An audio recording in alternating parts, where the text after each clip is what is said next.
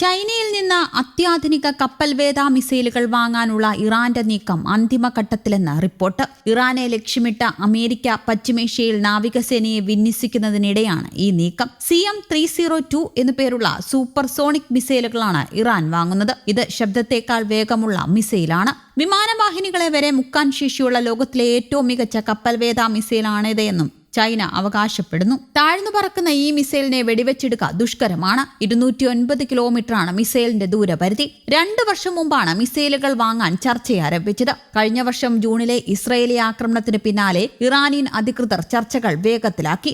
അതേസമയം എത്ര മിസൈലുകളാണ് വാങ്ങുന്നത് എന്നതിൽ വ്യക്തതയില്ല.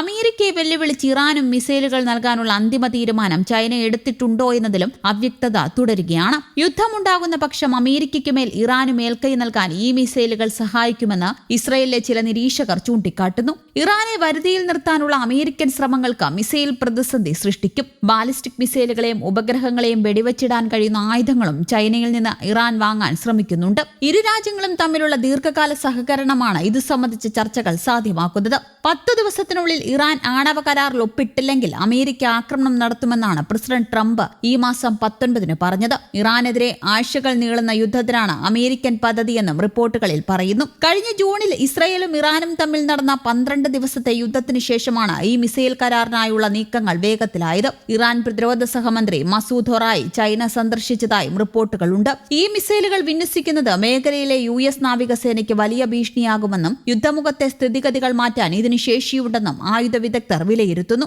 ആണവവുമായി ബന്ധപ്പെട്ട 10 ദിവസത്തിനകം കരാറിലെത്തിയില്ലെങ്കിൽ ഇറാനെതിരെ സൈനിക നടപടി സ്വീകരിക്കുമെന്ന് അമേരിക്കൻ പ്രസിഡന്റ് ഡൊണാൾഡ് ട്രംപ് ഫെബ്രുവരി 19 മുന്നറിയിപ്പ് നൽകിയിരുന്നു. ഈ പശ്ചാത്തലത്തിലാണ് US വിമാനവാഹിനി കപ്പലുകളായ USS Abraham Lincoln, USS Gerald R. Ford എന്നിവ ഇറാൻ തീരത്തേക്ക് നീങ്ങിക്കൊണ്ടിരിക്കുന്നത്. എന്നാൽ റഷ്യയുടെയും ചൈനയുടെയും പിന്തുണ തങ്ങൾക്കുണ്ടെന്ന് ഇറാൻ വിദേശകാര്യ മന്ത്രാലയം സൂചിപ്പിച്ചു. മിസൈലുകൾക്ക് പുറമെ ഉപഗ്രഹ വിരുദ്ധ ആയുധങ്ങൾക്കായും ഇറാൻ ചൈനയുമായി ചർച്ച നടത്തുന്നുണ്ട്. അതിനിടെ പശ്ചിമേഷ്യയിൽ അമേരിക്ക സൈനിക നീക്കം ശക്തമാക്കുമ്പോൾ പ്രതിരോധം തീർക്കാൻ ചൈനയുമായും റഷ്യയുമായും കൈകോർക്കുകയാണ് ഇറാൻ. റഷ്യയുമായി 50 കോടി യൂറോയുടെ മിസൈൽ കരാറിൽ ഒപ്പുവെച്ച ഇറാൻ ചൈന അത്യാധുനിക ഷോൾഡർ ഫയർഡ് മിസൈലുകൾ വാങ്ങാൻ 50 കോടി യൂറോയുടെ രഹസ്യ കരാറിൽ ഇറാനും റഷ്യയും ഒപ്പുവെച്ചതായി ഫിനാൻഷ്യൽ ടൈംസും റിപ്പോർട്ട് ചെയ്യുന്നു. ഡിസംബറിൽ മോസ്കോയിലാണ് നിർണായക കരാർ ഒപ്പിട്ടത്. 3 ഘട്ടമായി 2027 മുതൽ 2029 വരെയുള്ള കാലയളവിലാണ് ആയുധങ്ങൾ കൈമാറുകയെന്നാണ് റിപ്പോർട്ട്. പേർഷ്യൻ ഗൾഫ് മേഖലയിൽ അമേരിക്ക വിന്യസിച്ചിരിക്കുന്ന യുദ്ധക്കപ്പലുകളെ ലക്ഷ്യമിടാൻ ഈ മിസൈലുകൾക്ക് സാധിക്കും.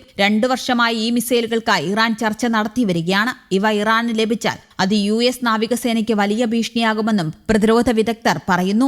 മേഖലയിൽ വിമാനവാഹിനി കപ്പലുകളും യുദ്ധവിമാനങ്ങളും വിന്യസിച്ച് യുദ്ധസമാനമായ അന്തരീക്ഷമാണ് ട്രംപ് ഭരണകൂടം സൃഷ്ടിച്ചിരിക്കുന്നത്. അതിനിടെ കഴിഞ്ഞ ആഴ്ച ഒമാൻ ഉൾക്കടലിൽ റഷ്യയും ഇറാനും സംയുക്ത സൈനികാഭ്യാസം നടത്തി. സമാധാന ചർച്ചകൾ പരാജയപ്പെട്ടാൽ യുദ്ധത്തിന് സജ്ജമാണെന്ന സൂചനയാണ് ട്രംപ് നൽകുന്നത്. ഏത് യുദ്ധത്തിനെയും നേരിടാൻ സജ്ജമാണെന്നാണ് ഇറാന്റെ നിലപാട്. USന്റെ ആക്രമണ ഭീഷണി നിലനിൽക്കുന്നതിനിടെ ഇറാനിൽ ഇറാൻ റവല്യൂഷണറി ഗാർഡിന്റെ സൈനികാഭ്യാസം നടന്നു. ഡ്രോണുകളും മിസൈൽ ലോഞ്ചറുകളും അടക്കമുള്ള യുദ്ധോപകരണങ്ങൾ നിരത്തി സൈനികാഭ്യാസ പ്രകടനം നടന്നുവെന്നാണ് റിപ്പോർട്ടുകൾ. കരയിൽ നിന്ന് കടലിലേക്ക് തൊടുക്കാവുന്ന മിസൈലുകൾ, റോക്കറ്റുകൾ, പീരങ്കികൾ, വിവിധ ഡ്രോണുകൾ എന്നിവ പരീക്ഷിച്ചതായാണ് വിവരം. സേനാവിന്യാസം കാട്ടിയുള്ള അമേരിക്കയുടെ മുന്നറിയിപ്പും ഭീഷണികളും അന്ത്യശാസനകളും തുടരുന്നതിനിടെയാണ് ഇറാന്റെ സൈനിക അഭ്യാസം. എന്നാൽ അമേരിക്കയുടെ ഭീഷണിയിൽ ഏകപക്ഷീയമായ കരാറുകൾക്ക് വഴങ്ങില്ല എന്ന നിലപാടിലാണ് ഇറാൻ. അതേസമയം ഇറാന്റെ ആണവ പദ്ധതിയുമായി ബന്ധപ്പെട്ട കരാർ സംബന്ധിച്ച ചർച്ചയ്ക്കായി അമേരിക്കയും ഇറാനും തമ്മിലുള്ള പുതിയ വട്ട ചർച്ചകൾ വ്യാഴാഴ്ച സ്വിറ്റ്സർലൻഡിലെ ജനീവയിൽ നടക്കും. എന്നാൽ ചർച്ചകൾ നടക്കാനിരിക്കെ ഗൾഫ് മേഖലയിലേക്ക് വൻതോതിൽ സൈനിക വിമാനങ്ങളും യുദ്ധോപകരണങ്ങളും എത്തിച്ച്